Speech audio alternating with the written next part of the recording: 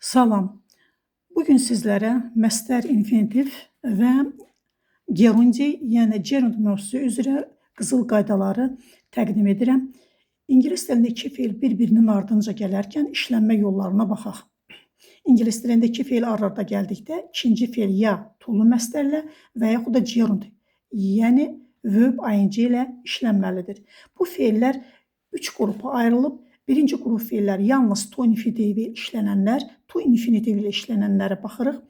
Bunlar gələcəyə yönlük niyyət, ümid, plan və qərarları bildirən feillərdir. Siz ekranda onları görürsünüz. Agree, ask, attempt, care, choose, decide, expect, fail, hope, learn, offer, plan, promise, refuse, seem, want, wish.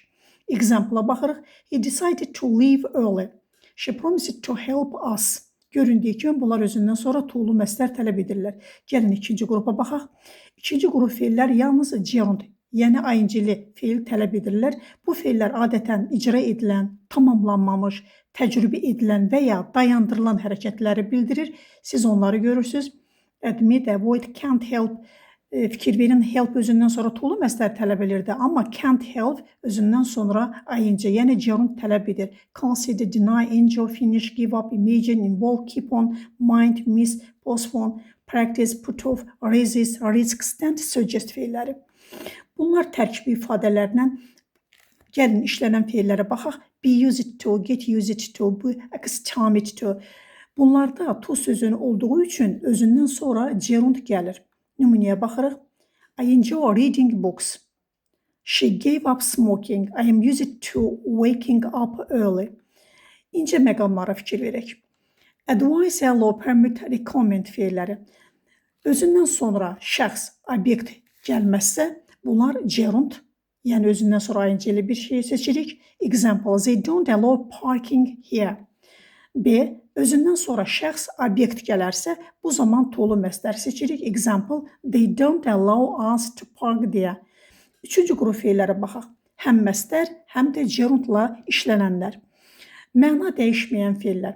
Aşağıdakı feillər həm to'lu, həm də ing ilə işlənə bilərlər. Əgər məna dəyişmirsə, bunlar aşağıdakılardır. Begin, continue, hate, like, love, prefer, propose, startdır. Example, I started to rain. Göründüyü kimi to'lu məstərlə də işlənir. It started raining. Hər ikisi doğru variantdır. Məna dəyişən feillər.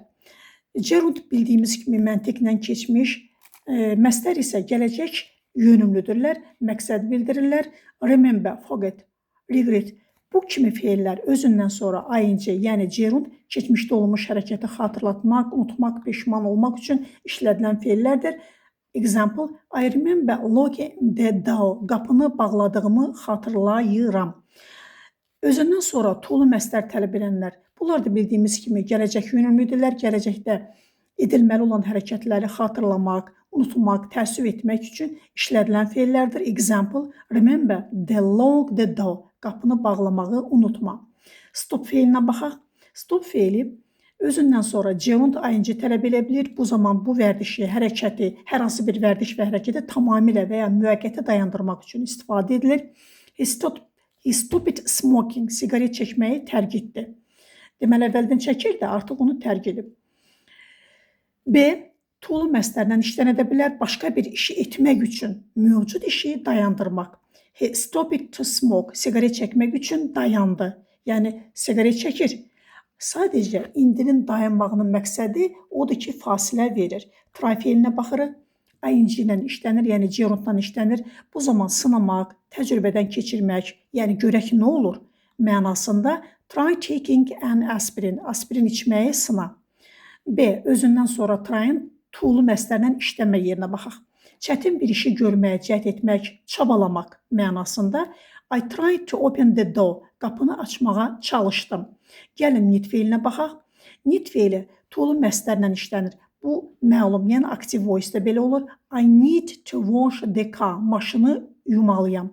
Burada bir modal mənasında da işlənsə, bildiyimiz kimi modal kimi mən need haqqında məlumat vermişəm. To'lu məstərlə işlənmir. To'lu işlənərsə bu zaman əsas feil kimi işlənir. To'suz olduqda modal olurdu. B variantına baxaq. Need-dən sonra ing-nin işlənməsi, yəni məchul tərkibli, yəni passiv tərkibli cümlələrdə the car needs washing. Maşını yumağa ehtiyac var. Video materialı dayandırıb bir də başdan axıra kimi izləyin. Nə kimi suallarınız olsa yorumlarda yaza bilərsiniz və yollaya da bilərsiniz. Video maraqlı oldusa, faydalandısa bəyənib paylaşmağı unutmayın ki, digərləri də bu videodan, məlumatlardan faydalansınlar. Diqqətinizə görə sağ olun.